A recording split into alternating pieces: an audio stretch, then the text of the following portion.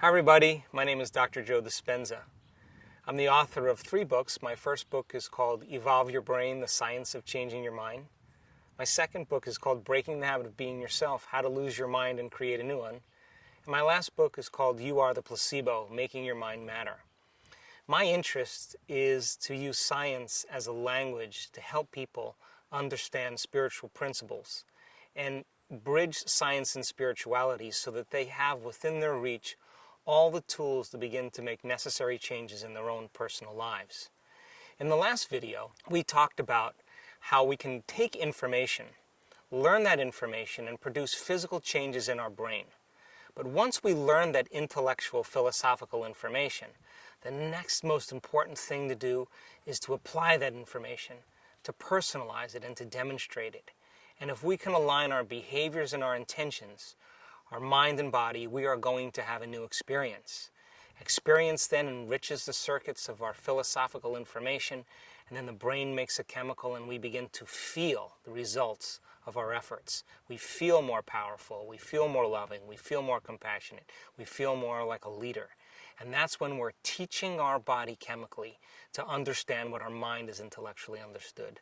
So knowledge is for the mind and experiences for the body. And if you can repeat anything over and over again, it's going to become a skill. It's going to become a habit. It means you've practiced it so many times that your mind and body are merging as one. In other words, your body knows how to do it as well as your mind. That's when you are innately embodying that information and it becomes who you are. You've practiced it so many times that you don't even have to think about it. So imagine taking spiritual, philosophical, scientific principles about possibility, about creating the life that you want, about healing yourself from certain diseases or certain conditions, and understanding then that you can signal new genes in new ways and rewire your brain. You can literally have your thoughts affect your body and your feelings affect your brain. And begin to understand that if you begin to apply these things, you could begin to see the results within your body and within your life. In this video, I want to talk about how your personality creates your personal reality and how your thoughts are intimately connected to the life that you live right now. But before I do that, I just want to take a minute and thank everybody for their comments since the last video. I love the people that are actually applying it to their life. The most difficult part of all of this is making the time to do it. And when you and I begin to make the time to measure our own changes in our life, now we're no longer being philosophers now. We're beginning to initiate that information and we begin to master it over time. Most people in their life wait for crisis or trauma or disease or diagnosis or loss before they finally make up their mind to change. But the new science gives people permission to begin to change in a state of joy and inspiration, in a state of pain and suffering. And so it is my hope and my message that you don't wait for tragedy or crisis, that you do it because you can understand that you can enrich your life even more. So in the last couple years, one of the things that we've noticed is that common people just like you are doing the uncommon. They're healing themselves of diseases, they're creating big changes in their life, they're healing themselves of past traumas and scars that keep them stuck in the same routine patterns. I was in a movie 10 years ago called What the Bleep Do We Know? 14 scientists and researchers were making an attempt to explain the nature of reality. Since that movie, in the last 10 years, many people asked the same questions when we did conferences all around the world. The 2 questions were this: that information is really great, but how do we apply that information? And if it really means that in order for us to change our mind to produce a change in our life, why is it so hard to change? So in the last few years, we've been teaching conferences and workshops around the world. And one of the cool things we've been doing is bringing scientists and researchers right into our workshops to measure change in the brain, to measure change in the body, to measure genetic changes, to measure changes in the energy of the room, to measure changes in the energy field around people's bodies. And I can tell you without a doubt that you're more powerful than you know. And that what makes it so cool is that you don't have to be a Buddhist monk. You don't have to be someone who's dedicated to any religious doctrine. You don't have to have 40,000 hours of meditation. That once you understand the science of how this all works, and we can demystify it and then give you the proper instruction on how to apply it. That we can take information that can ultimately lead to transformation. And what we found over the course of the last 2.5 years, people really have the skill sets, once they're taught how to do it, to really begin to embody this information. So I want to talk to you a little bit about a concept about your thoughts creating your life. If you believe that your thoughts have something to do with your destiny, that your thoughts create your life, let's examine the thoughts that you think. Now, you think 60 to 70,000 thoughts in one day. Out of those 60 to 70,000 thoughts that you think in one day, 90% of those thoughts are the same thoughts as the day before. So the same thoughts will always lead to the same choices. The same choices will always lead to the same behaviors. The same behaviors will always create the same experiences, and the same experiences always produce the same emotions. And those same emotions then drive our very same thoughts. And our biology, our neurocircuitry, our neurochemistry, our neurohormones, and even our genetic expression stays exactly equal to how you think, how you act, and how you feel. Now, how you think, how you act, and how you feel is called your personality. And your personality creates your personal reality. That's it.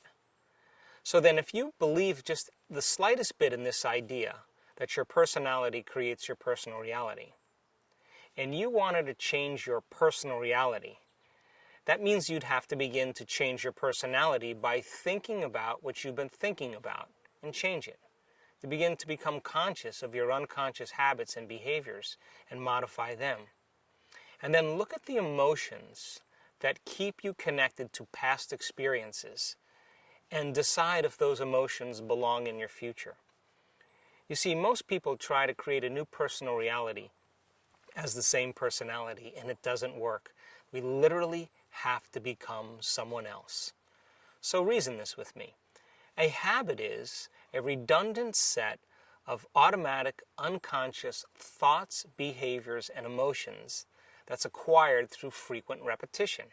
A habit is when you've done something so many times that your body knows how to do it as well as your mind. So if you're thinking the same thoughts 90% of the time as the day before, you're demonstrating the same behaviors 90% of the time, and you're embracing the same emotions as the day before 90% of the time, over time you begin to fire the same circuits in your brain in the same sequences, in the same patterns, in the same combinations. Now there's a principle in neuroscience that says that nerve cells that fire together wire together. So as you think the same thoughts that lead to the same choices, that of course produce the same behaviors that lead to the same experiences, that ultimately produce the same emotions, that in time you begin to hardwire your brain into the same finite pattern. Now that box in your brain, there's no literal box in your brain, but that finite signature ultimately becomes your identity. So then most people, by the time they're 35 years old, become a set of memorized behaviors, emotional reactions, unconscious attitudes, beliefs, and perceptions that function like a subconscious computer program. 95% of who you are by the time you're 35 years old is a memorized state of being in which you've done something so many times that your body now is doing it better than your brain. So you may say, I can't consciously remember a phone number, or I forgot my PIN number. But then you can walk over to the phone and look at the keypad, and all of a sudden your finger will dial the number. And what does that mean? You've practiced it so many times that your body knew how to do it better than your brain. That's where 95% of who we are exists. So here comes the part that's the most important. Every time you learn something new, you add a new stitch to the three-dimensional tapestry of your gray matter.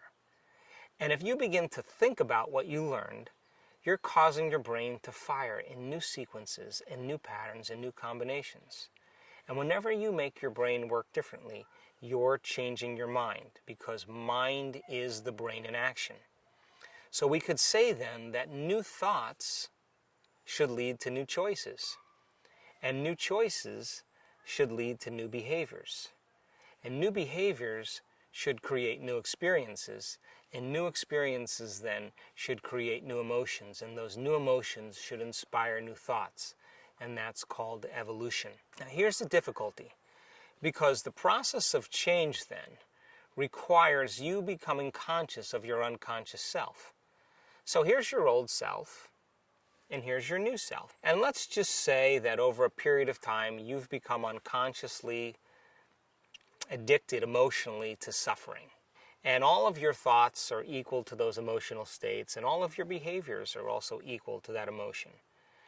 And you think the same thoughts every day, and you demonstrate the same behaviors by complaining and blaming and making excuses for yourself.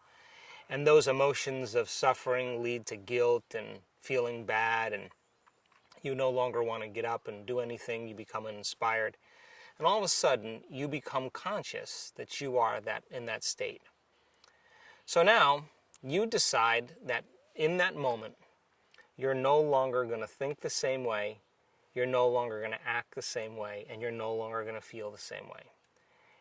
And so the first 2 hours goes by and everything's going really well. But now remember, you've conditioned your body to become the mind of that victim, or that mind of suffering. And all of a sudden now, as you begin to interrupt that chemical continuity between your brain and your body, the body starts sending signals back to the brain. And all of a sudden, you start to hear little voices in your head, chatter that says, why don't you start tomorrow? This is uncomfortable. This doesn't feel right.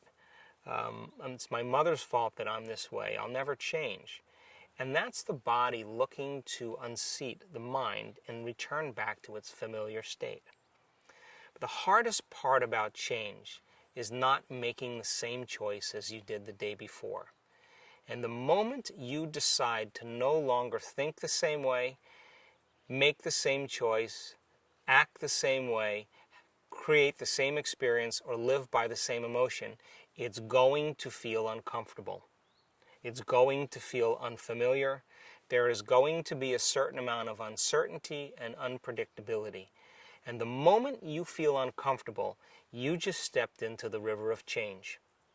Now, most people, the moment they feel uncomfortable, they return back to the familiar state of the mind and body. They start thinking the same way, acting the same way, feeling the same way, and they say, this feels right. No, in fact, that feels familiar. Now, going from the old self to the new self is the neurological, is the chemical, is the biological, is the hormonal, and even genetic death of the old self. That void, that place of uncertainty, that unknown, is the perfect place to create in. And if you and I can become comfortable in that unknown and begin to decide who we do want to be. In other words, many people say when they're in that unknown, I can't predict my future. This doesn't feel right. Well, the best way to predict your future is to create it, not in the known, but in the unknown. So what if you said now, what thoughts do I want to fire and wire in my brain? What behaviors do I want to demonstrate? And if you were to close your eyes and begin to think about how you are going to act, the mere act of mentally rehearsing who you're going to be begins to install the neurological circuits in your brain to look like the experience has already occurred. Now, what that means is that the brain is primed in its circuitry to no longer be living in the past, but now living in the future. And what if you said, how would greatness live today? What would be the greatest expression of myself? Can I teach my body emotionally what that future could feel like now? And if you were able to cultivate the emotional state ahead of the actual experience, the emotion then that you're creating of wealth, the emotion that you're creating of leadership, the emotion that you're creating of patience, the emotion that you're creating of a new relationship and love, now means that your body as the unconscious mind does not know the difference between an actual experience in your life that creates an emotion and an emotion that you can create by thought alone. To the body, it's exactly the same. And your body then is all of a sudden emotionally living in the future instead of living in the past. So here's the question. Can you believe in a future that you can't see or experience with your senses yet. But you've thought about enough times in your mind that your brain is literally changed to look like the experience has already occurred. The latest research in neuroscience says that you can change your brain just by thinking differently. And can you begin to select a new possibility that already exists in the quantum field and begin to emotionally embrace that future reality to such a degree that your body as the unconscious mind begins to believe it's living in that future reality in the present moment, and you're signaling new genes in new ways so that your body begins to change to look like the experience has already occurred? So reason this. If your brain and body are physically changed, there's physical evidence to look like the experience has already occurred, this is the moment to relax, because the experience is going to find you. And it's going to come in a way that you least expect, that surprises you, and leaves no doubt that what you did inside of you produced some effect outside of you.